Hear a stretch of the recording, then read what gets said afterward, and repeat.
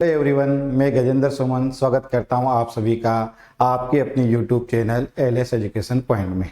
आज की ये वीडियो आप लोगों के लिए बहुत ही महत्वपूर्ण होने वाली है, क्योंकि आज की इस वीडियो में हम बात करेंगे गाउस के नियम के एक बहुत ही महत्वपूर्ण अनुप्रयोग अनंत विस्तार वाली अचालक परत के कारण विद्युत क्षेत्र की तीव्रता के बारे में। तो आइए इसको अच्छे से समझते हैं। देखो, हम पढ़ने वाले हैं अपरिमित समरूप आवेशित अचालक परत के कारण विद्युत क्षेत्र की तीव्रता। यहाँ पर आपको एक अचालक परत दर्शाई गई है जो कि अनंत विस्तार वाली है, यानी कि अपरिमित लंबाई की है। इसको एक समान रूप से आवेशित किया गया है और इसका पृष्ठीय आवेश घनत्व प्लस सिग्मा है।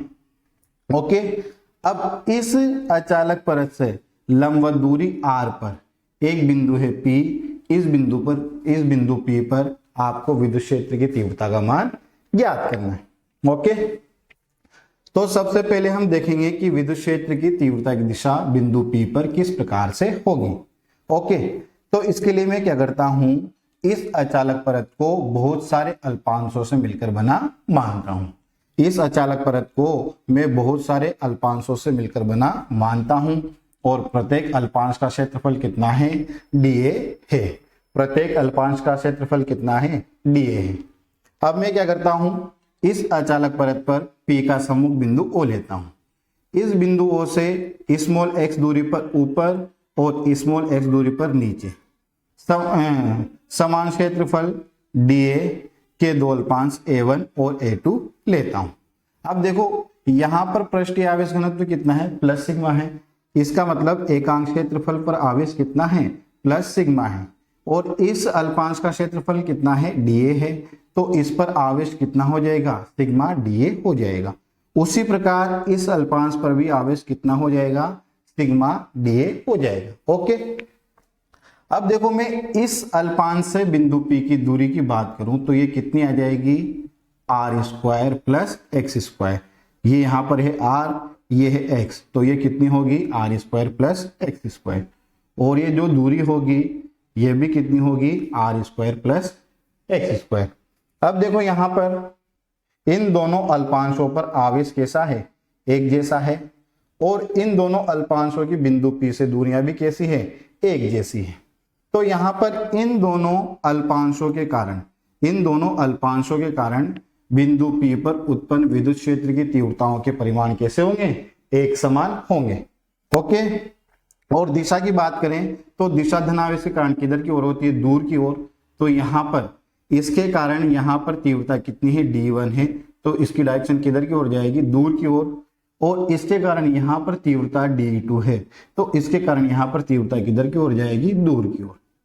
तो जो ये तीव्रताएं हैं d1 वेक्टर और d2 वेक्टर, इनके परिमाण तो कैसे हैं, एक जैसे हैं, लेकिन इन दोनों की दिशाएं कैसी है, अलग अलग है।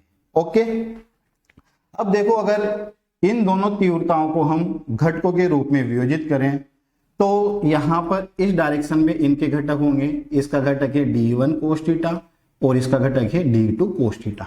देखो, जिस अक्ष से कोण बनता है उधर वाला घटक किसके साथ आता है, cos के साथ आता है। ओके, और d1 वेक्टर का ये जो इस डायरेक्शन में घटक है ये है d1 sin थीटा और d2 वेक्टर का इस डायरेक्शन में घटक है d2 sin थीटा। ये दोनों घटक तो हैं क्षैतिज घटक, ये दोनों घटक है ऊर्ध्वाधर घटक। ओके, अब देखो, यहां पर d1 का परिमाण और d2 का परिमाण कैसा है, एक जैसा है, और sin थीटा दोनों के साथ आ रहा है। तो ये दोनों जो घटक हैं ये परिमाण में समान और दिशा में विपरीत होंगे। इसके कारण ये दोनों एक दूसरे को निरस्त कर देंगे, जबकि ये दोनों घटक d1 cos थीटा और d2 cos थीटा एक ही दिशा में होने के कारण जुड़ जाएंगे। ओके, अब ये तो थी बात इन दोनों अल्पांशों की। ओके, ऐसे इस अचालक परत पर बहुत सारे अल्पांश होंगे। कितने अल्पांश होंगे, बहुत सारे अल्पांश होंगे। उन सभी अल्पांशों के कारण तीव्रताओं के ऊर्ध्वाधर घटक तो निरस्त हो जाएंगे, जबकि क्षैतिज घटक एक ही दिशा में होने के कारण जुड़ जाएंगे। तो इस अचालक परत के कारण बिंदु P पर विद्युत क्षेत्र की तीव्रता की दिशा किधर होगी, इस परत के तल के लंबवत बाहर की ओर होगी। देखो, परिणामी तीव्रता इस डायरेक्शन में आ रही है, ठीक है। तो परिणामी तीव्रता इस डायरेक्शन में है, तो इसको हम क्या बोलेंगे, इस परत के तल के लंबवत बाहर की ओर। ओके, यहां पर विद्युत क्षेत्र की तीव्रता की दिशा किधर होगी, परत के तल के लंबवत बाहर की ओर दिशा में होगी। ओके, अब यहां पर अगर इसका पृष्ठीय आवेश घनत्व माइनस सिग्मा हो, इसका पृष्ठीय आवेश घनत्व प्लस सिग्मा की जगह क्या हो, माइनस सिग्मा हो, तो बिंदु P पर विद्युत क्षेत्र की तीव्रता की दिशा परत के तल के लंबवत अंदर की ओर होगी। तो इस स्थिति में बिंदु P पर विद्युत क्षेत्र की तीव्रता की दिशा किधर होगी, परत के तल के लंबवत अंदर की ओर होगी। ओके, अब देखो गाउस के नियम से विद्युत क्षेत्र की तीव्रता ज्ञात करने के लिए हमें एक बंद पृष्ठ की कल्पना करनी पड़ती है, जिसे हम क्या कहते हैं, गाउसियन पृष्ठ कहते हैं। और कैलकुलेशन को आसान करने के लिए हम गाउसियन पृष्ठ कैसा लेते हैं, सममित लेते हैं। ओके, तो इस अचालक परत के कारण बिंदु P पर विद्युत क्षेत्र की तीव्रता का परिमाण ज्ञात करने के लिए हम चित्रानुसार 2r लंबाई का, कितनी लंबाई का, 2r लंबाई का और कैपिटल A अनुप्रस्थ काट क्षेत्रफल का एक बेलनाकार गाउसियन पृष्ठ बनाते हैं। अब देखो ये जो परत है, इससे इधर लंबाई कितनी है, r है, और इधर भी लंबाई कितनी है, r है। ओके, अब इस पृष्ठ के लिए हम गाउस का नियम लगाएं, तो इस बेलनाकार पृष्ठ के लिए हम गाउस के नियम से लिख सकते हैं E डॉट dA का पृष्ठीय समाकलन, जो कि किसके बराबर होता है, विद्युत फ्लक्स के बराबर होता है। यानी कि इस बेलनाकार पृष्ठ से गुजरने वाला विद्युत फ्लक्स किसके बराबर होगा, sigma Q upon epsilon not के बराबर होगा। ओके, अब देखो अगर बात करें तो यहां पर इस बेलनाकार पृष्ठ ने इस परत का केवल ये वाला भाग कवर कर रखा है, और ये क्षेत्रफल है किसके बराबर, इसके अनुप्रस्थ काट क्षेत्रफल यानी कि कैपिटल A के बराबर। अगर एकांक क्षेत्रफल पर आवेश की बात करें तो कितना है, सिग्मा, तो कैपिटल A क्षेत्रफल पर आवेश कितना हो जाएगा, सिग्मा A हो जाएगा, अपॉन में क्या है, एप्सिलॉन नॉट। तो देखो यहां पर इस बेलनाकार गाउसियन पृष्ठ से परिबद्ध आवेश कितना होगा, सिग्मा A होगा, अपॉन में क्या है, एप्सिलॉन नॉट है। ओके, अब देखो ये बेलनाकार पृष्ठ है, इसमें कितने पृष्ठ हैं, S1 और S2, ये दो वृत्ताकार पृष्ठ हैं, और S3 ये वाला, ये जो पृष्ठ है ये वक्राकार पृष्ठ है। ओके, तो इस संपूर्ण बेलन से गुजरने वाला फ्लक्स इन तीनों पृष्ठों से गुजरने वाले फ्लक्सों के योग के बराबर होगा। तो इस समीकरण को हम इस रूप में भी लिख सकते हैं। देखो यहां पर ये जो फ्लक्स है पूरा का पूरा, ये किसके बराबर होगा, S1 पृष्ठ से गुजरने वाले फ्लक्स और S2 से गुजरने वाले फ्लक्स और S3 से गुजरने वाले फ्लक्स के योग के बराबर होगा।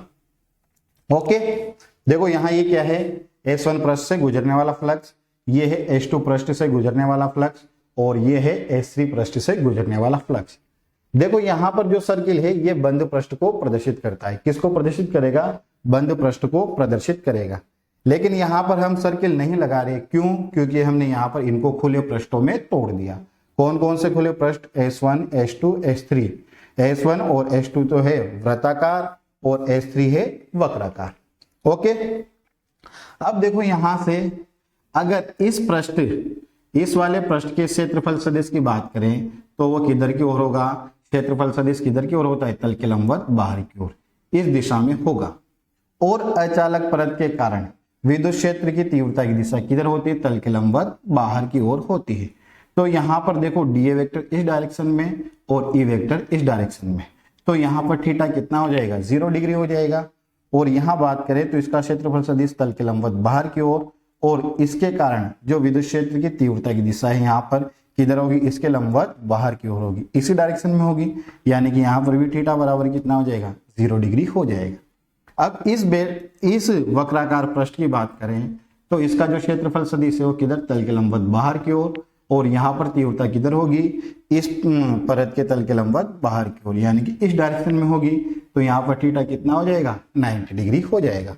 तो यहां पर इस इक्वेशन को मैं कैसे लिख सकता हूं, EDA cos 0 degree plus EDA cos 0 degree S2 पृष्ठ के लिए प्लस EDA cos 90 डिग्री, ये कौन से पृष्ठ के लिए, S3 पृष्ठ के लिए। ये किसके बराबर हो जाएगा, sigma A upon epsilon not के बराबर होगा।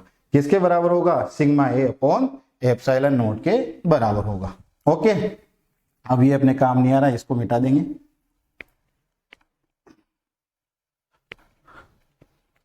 अब देखना यहां से cos 0 का मान कितना होता है, 1 होता है।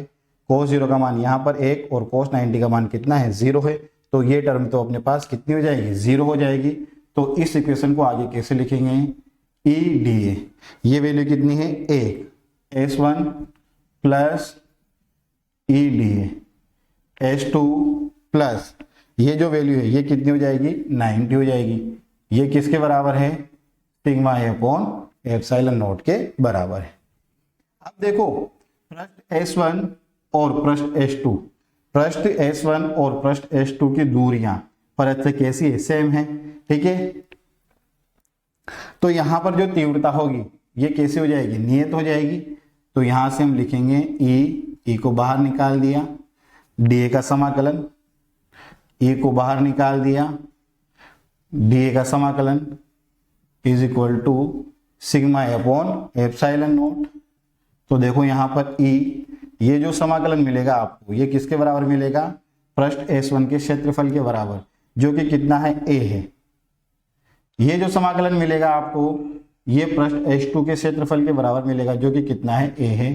ये किसके बराबर, sigma A upon epsilon not के बराबर। ओके, तो देखो अब यहां से 2EA किसके बराबर हो गया, sigma A upon epsilon not के, ए से ए कटा, तो ई की वैल्यू कितनी आ गई, sigma upon 2 epsilon not. Okay, अब देखो अपरिमित आवेशित अचालक परत के कारण किसी बिंदु पर विद्युत क्षेत्र की तीव्रता का परिमाण कितना होता है, सिग्मा अपॉन 2 एप्सिलॉन नॉट होता है, जो कि दूरी पर निर्भर नहीं करता। अतः अपरिमित आवेशित अचालक परत के कारण विद्युत क्षेत्र की तीव्रता कैसी होती है, समरूप होती है। कैसी होगी, समरूप होगी, या कह सकते हैं एक समान होगी। ओके, अगर इसको वेक्टर फॉर्म में लिखें तो sigma upon 2 epsilon not an cap, और यहां एन कैप परत के तल के लंबवत दिशा में क्या है, एकांक सदिश है। यहां एन कैप परत के तल के लंबवत दिशा में क्या है, एकांक सदिश है। ओके, अब देखो अपने को आलेख बनाना है। अगर आलेख बनाएं, ग्राफ बनाएं ई और सिग्मा के बीच, तो यहां से आप देख पा रहे हैं कि जो ई है विद्युत क्षेत्र की तीव्रता वो पृष्ठीय आवेश घनत्व के समानुपाती है। ई किसके समानुपाती है, सिग्मा के समानुपाती है। तो ई और सिग्मा के बीच जो ग्राफ बनेगा वो कैसा बनेगा, सरल रेखा बनेगा। और दूरी की बात करें तो दूरी पर ई डिपेंड नहीं करता, दूरी के साथ ई का मान कैसा रहता है, नियत रहता है, और कितना रहता है, sigma upon 2 epsilon not. Okay, तो दूरी के साथ विद्युत क्षेत्र की तीव्रता ग्राफ इस प्रकार से बनेगा। Okay, thank you.